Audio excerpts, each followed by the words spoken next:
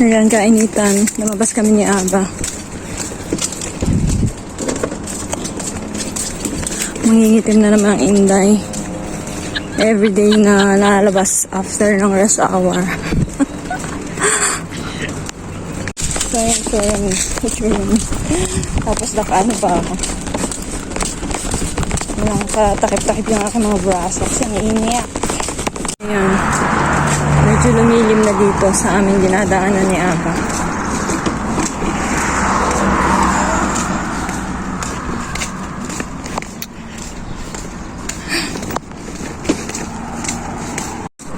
Punta kami dun sa aming tambayan. Ayan. Tulak-tulak ko si Aba. Nangingitim na naman ang Enday. Napakainit. A few moments later. Ulit. Wala si ate. Wala si ate. Biglaan lang. Biglaan. Biglaang message lang. Kaming dalawa lang. Nagluto ang Frenny. Kasi wala kaming bisita. Ngayon pa uwi na kami ni Aba.